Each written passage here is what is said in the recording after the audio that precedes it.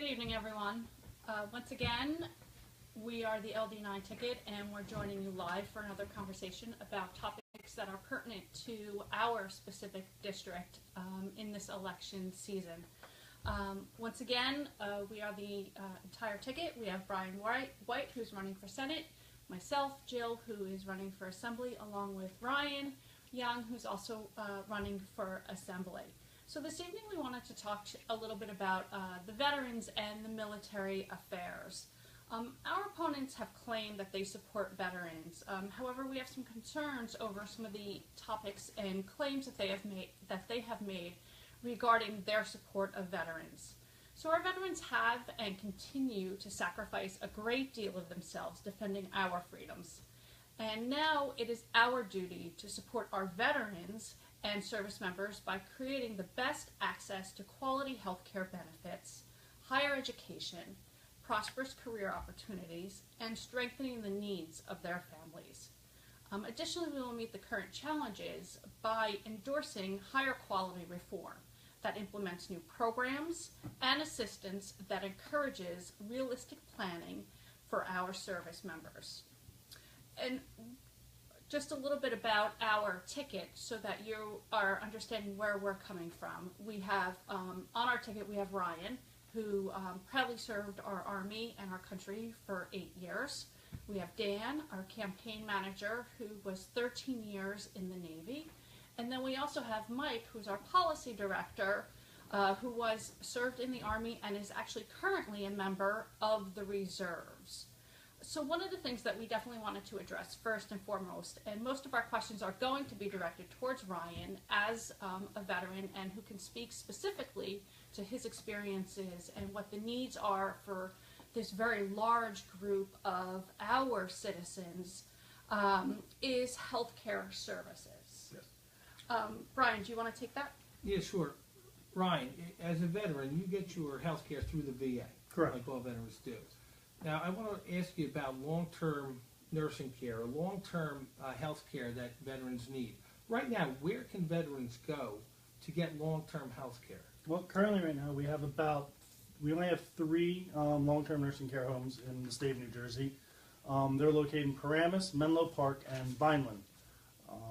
That's our long-term one. So it's, we kind of have them spread out. And the concern that I have and a lot of other vets, especially here in Ocean County, happen to have is that you're talking the disproportion of veteran population compared to these long-term care. Let me ask you this. Ocean County, what county has the most veterans in the state of New Jersey? Ocean. About how many? A hair under 40,000. Okay, and the 9th District covers also portions of Burlington and Atlantic County. Can you tell us how many veterans are in those counties as well? Burlington is actually the only other county that has above 30,000. There are about 31,500.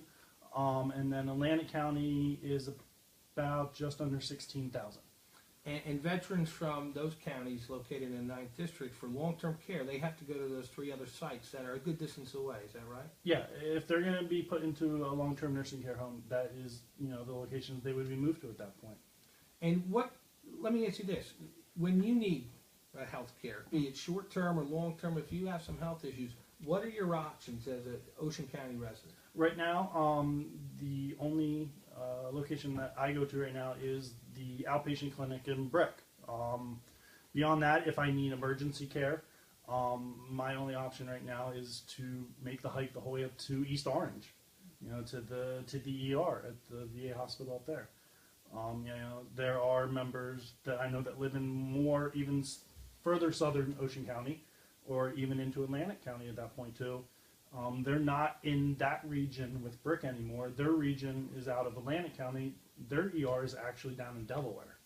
Now, as our veteran representative on our ticket, how do you want to focus us, if we're lucky enough to be elected, to alleviate some of those misrepresentations with regard to the amount of veterans we have here in the 9th District and the distance they have to travel to get their health care? Well, especially for Ocean and Burlington, having the 2 largest populations by far, both of them the only ones over 30,000. Why are we not, and even our current representation right now, why are they not looking to get a VA facility, and not necessarily even our district specifically, but Southern Ocean, closer to, the Ocean County and Burlington County border. That's where the population is at that point. There was actually a groundbreaking over the summer when we all started into this campaign. This is one of the things we had said, that we should really look into this. The article came out that instead of our representation fighting for that in our area, they ended up letting one of their Republican counterparts in Congress, in federal Congress, get the money to expand the nursing home out in Vineland to now include, doctors' offices and stuff like that too, that people are going to actually be able to go to.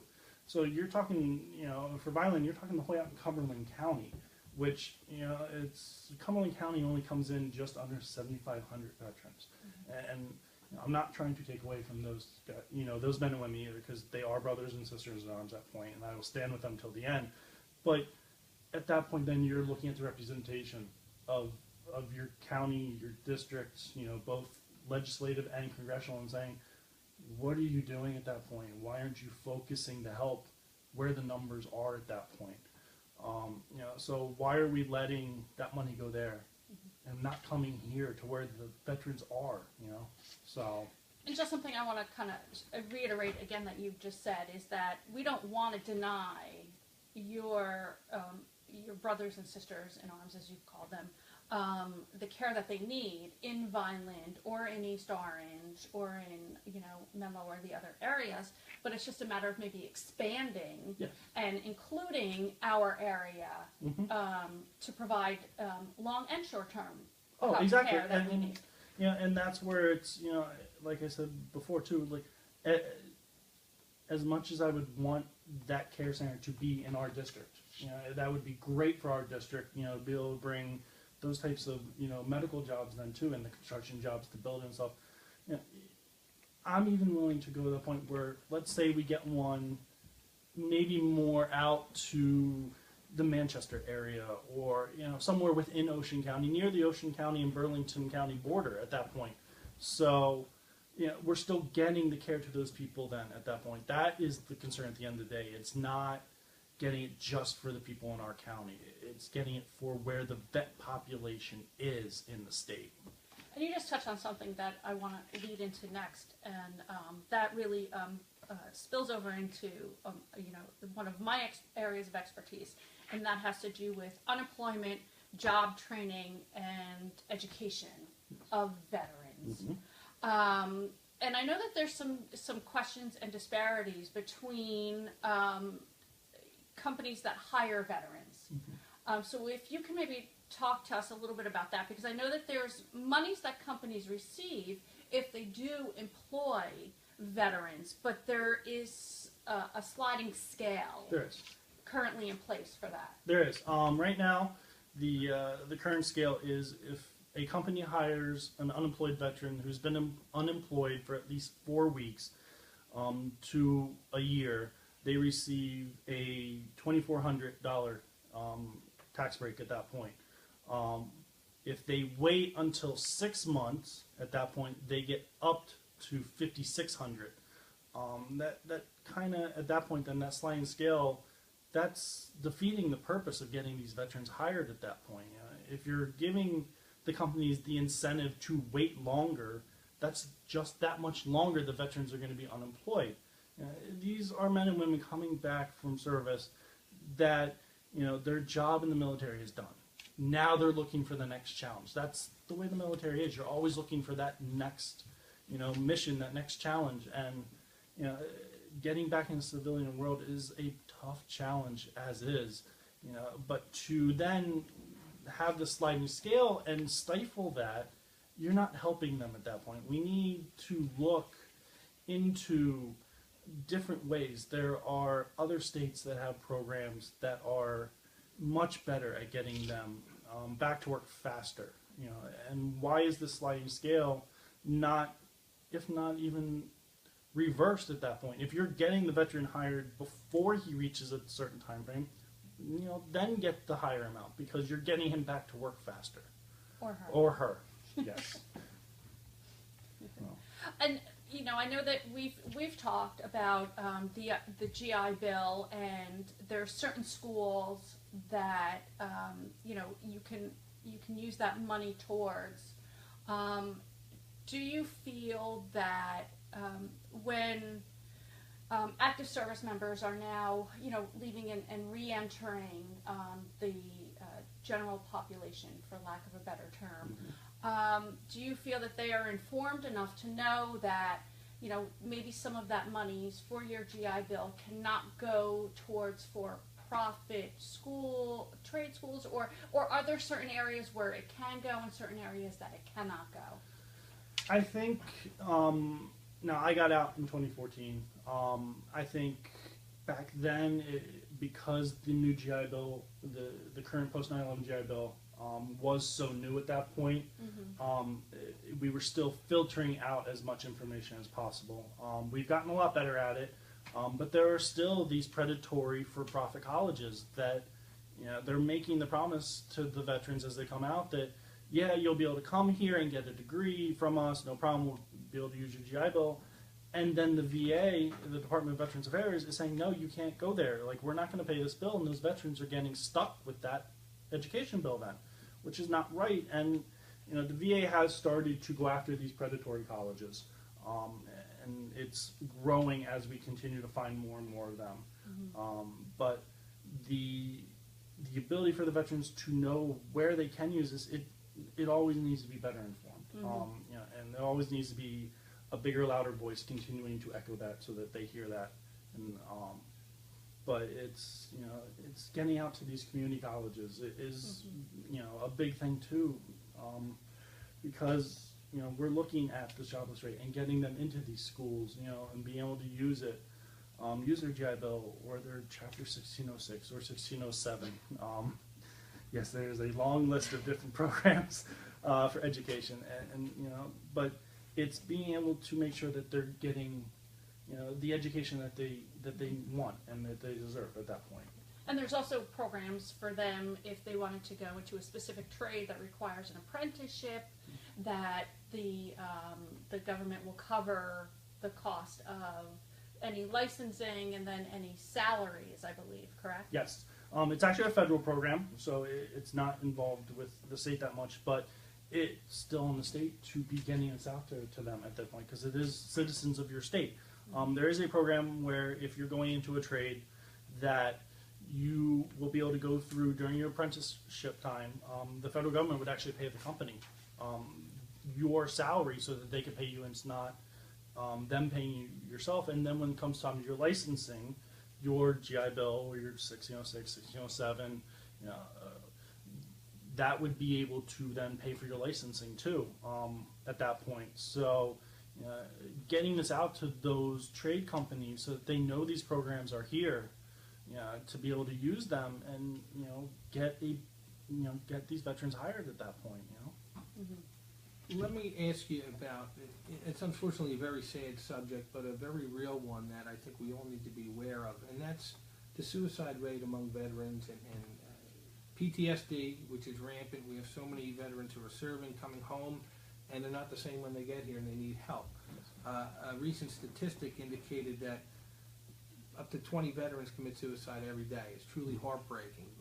What would you like, what do you think as a veteran, with your perspective, how we can focus on trying to make some sort of difference at our level to try to address that and make that problem just a little bit better? Well, I think there's a lot of these outside organizations that have done a great job. The 22 push-ups a day for veterans, that has been, a lot of people have seen on Facebook going around. That's really brought a lot of awareness, but especially in New Jersey, there needs to be a bigger awareness and faster.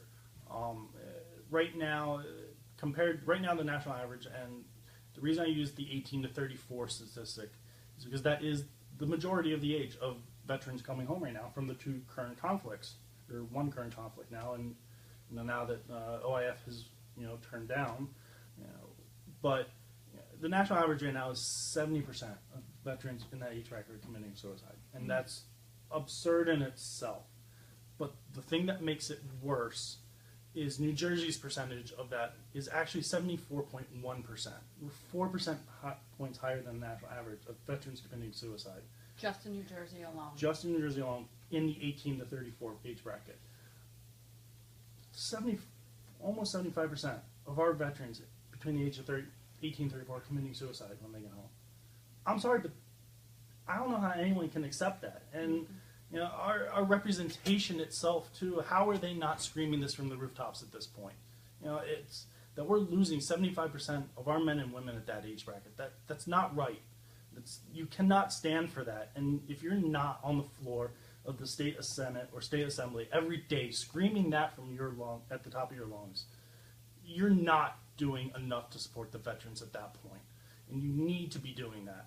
And as you all can see, as being one, that just boggles my mind, and I cannot accept that we're losing that many brothers and sisters every day, and something needs to be done about that. Whether it's, we have a program right now in the state where we have a veteran suicide and depression helpline that's set up through Rutgers, and we have veterans on the other line, on the other end of the line, being willing to talk to you for however long it takes. But how many veterans actually know about that? Mm-hmm. That's the problem. I only know about because of running and finding out that research to be able to know about that. I didn't know about it just as a normal veteran myself, and that then begs the question: how many of them out there know that too? It's how are we not getting this info out there? And some of this obviously is interrelated, because if we can increase access to health care for veterans, it's closer, it's more local, and they can get there for whether it's physical injuries or these mental health issues that obviously are present. We can maybe make a difference. Yes. Mm-hmm. And that's the thing with PTSD. Yes, we know it's the discovery of it is so new, and we're still finding out so much every day about it with research. And we are now learning. Not only is it the veterans coming home from OIF and OEF, it's also now we're realizing that's what our veterans from Vietnam and Korea had too, and we're realizing how much damage was done to them when for the way they were treated when they came home. We're now just finally trying to catch up, and yes, it's going to be a long battle and a tough one to really make that full dent. But you need people out there that are going to actually be fighting for that every day, and actually are willing to make a difference in the fact that they're not going to just sit there and say, "Oh, we support them." No, I live it every day. I'm one of you, and obviously our team, we have multiple members, and we need to continue to push that.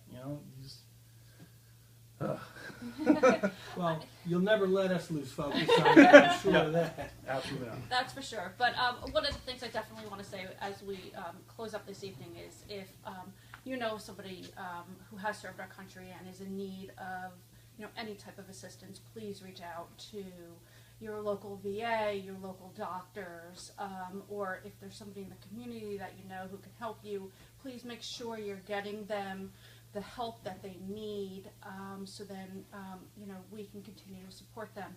In addition, as Ryan and Brian have said, we are going to fight every day to make sure that not only these numbers come down, but also to ensure that all of our veterans have the services and support that they need and they deserve. You have served our country, and that is a remarkable sacrifice that all of you, including Ryan, and I thank you for that, and Dan and Mike have made. And please make sure that you get out and you vote in November, because this is an important election, and we will do what we need to do on a daily basis to help serve you. So, thank you. Thank you. All right.